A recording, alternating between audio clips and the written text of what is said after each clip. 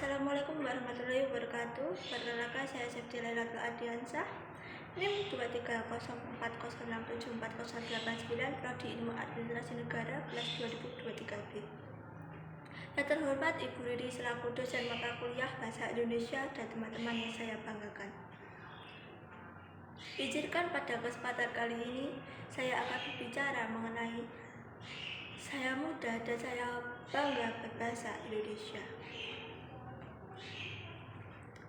Perlu kita ketahui, saat ini generasi muda bangsa Indonesia terkesan kehilangan identitasnya sebagai bangsa Indonesia. Tentu hal ini tercermin dalam budaya pergaulan sehari-hari, khususnya penggunaan bahasa.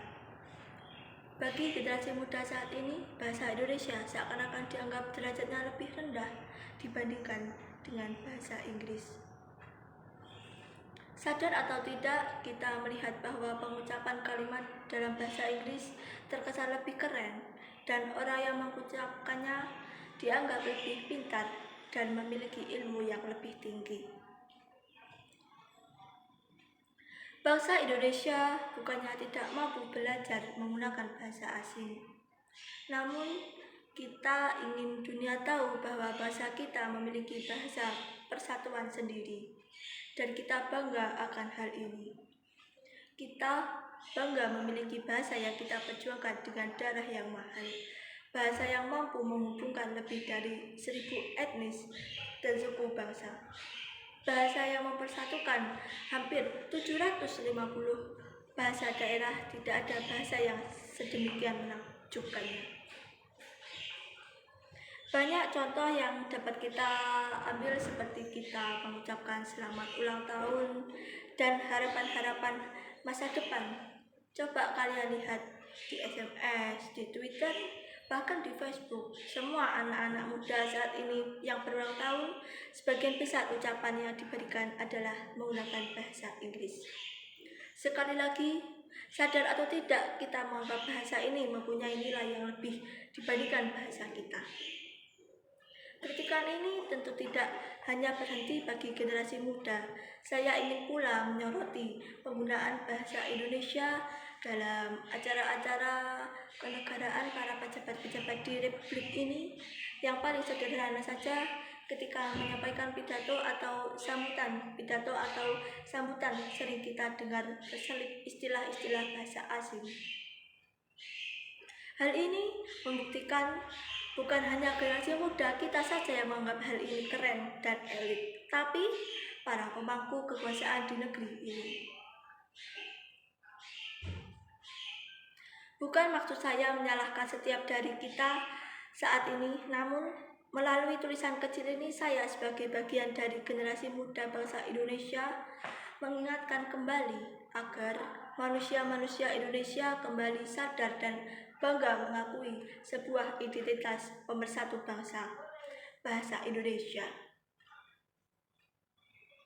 Hal ini bukan berarti kita tidak boleh mempelajari dan menggunakan bahasa asing. Kita boleh menggunakannya asal dalam konteks, waktu, dan tempat yang kita lihat. Namun, bahasa Indonesia kita tetap menjadi yang paling utama. Hei kawan, sadarlah, tidak ada bangsa yang pantas menyandang prediksi keren dibandingkan bahasa Indonesia. Sebuah bahasa yang bahkan untuk pengakuannya membutuhkan darah-darah perjuangan dari rakyat-rakyat yang tertindas oleh kolonialisme. Mengapa bisa begitu? Kita semua tahu, 84 tahun silam bangsa ini pernah bersumpah, berjanji terhadap Ibu Pertiwi, selalu menjunjung tinggi bahasa Indonesia sebagai bahasa persatuan. Proses ini sungguh tidaklah mudah. Rakyat bangsa Indonesia ketika itu harus terbelenggu oleh kaum imperialis dan kolonialisme, mengalami berbagai penghinaan dan penindasan, terinjak harkat dan martabatnya selama ratusan tahun. Barulah muncul keberanian, semangat, dan tekad yang satu dari perjuangan tanah air, mendeklarasikan bahasa persatuan Indonesia untuk mengingatkan kembali harkat dan martabat bangsa Indonesia. menentang penguasaan saat itu.